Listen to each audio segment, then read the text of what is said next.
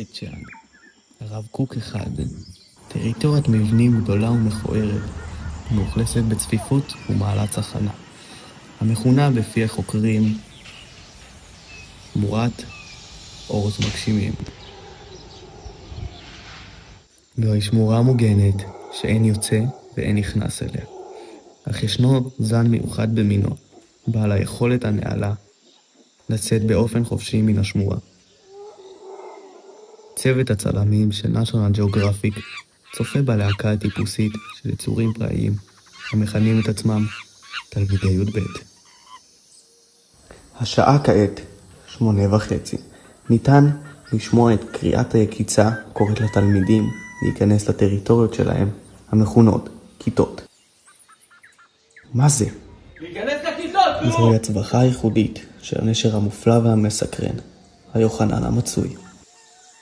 הצופה על כולם בעזרת עיניים ייחודיות, איתם הוא לוכד חיות המפרות את ההיררכיה והסדר בשמורה, או חיות שמסתתרות וחושבות שאינו לא תצוד אותן, כמו שפן הסלע בין האבנים.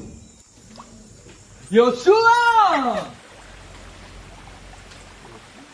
ראו, אל השמורה נכנסות חבורת העלוקות. ניתן להבחין כיצד הן מתעלקות על התמנון.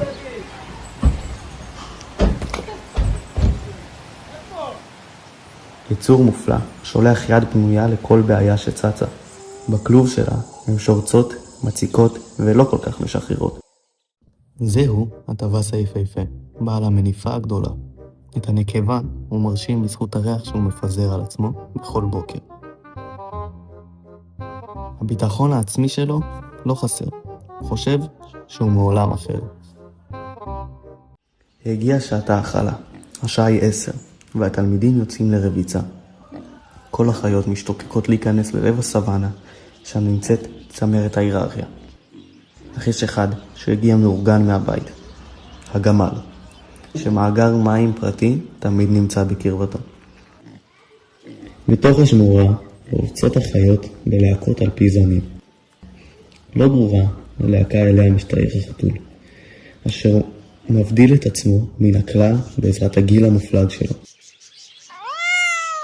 לחתול 9 נשמות, והוא מבצע את אותן פעולות במשך שנים. זוהי חיה אנדמית, בשמורת מגשימים, הג'ירפה. הג'ירפה הגבוהה רואה את הכל, אבל לא נגררת למלחמות. היא שקטה, רגועה ובטוחה. השמורה נכנסת בקולות, עם האבזה. תמיד במרכז, ומגנה בחירוף נפש על גוזליה מפני הטורפים הרבים בסביבתה. אלה להקת תרנגולות. ללהקת התרנגולות תפקיד משמעותי בהעברת המידע והרכילות של השמורה.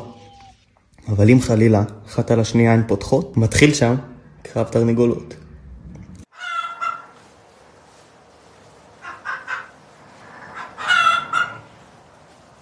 אך אל דאגה, כי אם האבזה בחירוף נפש עליהן מגינה, ושלום ביניהן משכינה. תכירו את הינשוף עם העיניים האדומות. כל הלילה הוא נשאר ער, עסוק בדברים שעליהם אי אפשר לדבר, ואת חוכמת החיים שלו אפשר לפזר. בענף שלידו נמצא תוכי. ביכולת בלתי רגילה, את החיות בשמורה מרבה ולחכות, וכל החיות ממנו לא מפסיקות לצחוק. כעת ניתן לצפות בכלב המצוי. לעתים הוא נמצא בתוך המרחב, אך במרבית הזמן הוא משוטט בין המרחבים. אם ניכנס עמוק לתוך המאורה, נמצא כנמלים, שגם בשעה כזו הם עדיין לומדים. בראש עומדת מלכת הנמלים, וסביבה נמצאות הנמלים החרוצות. 4 יחידות הן לומדות, וכל הזמן עובדות.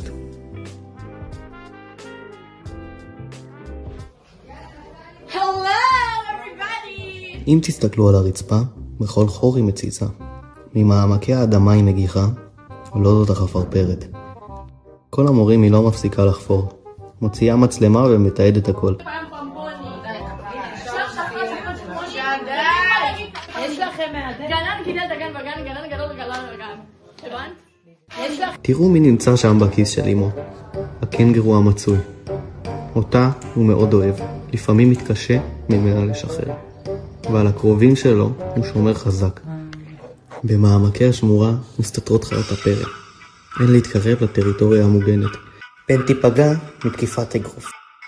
הגורילות מוציאות את עצביהן על גזע העץ.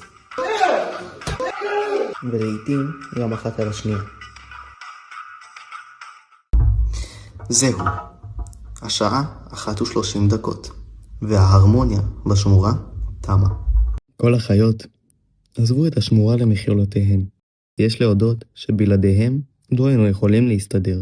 כי מאחורי כל דמות מסתתר תלמיד, עם נשמה ענקית, עם לב מלא טוב ואור מיוחד שאין באף אחד אחר. ולנו רק נשאר לקוות, שלבקר הם יבואו לפחות.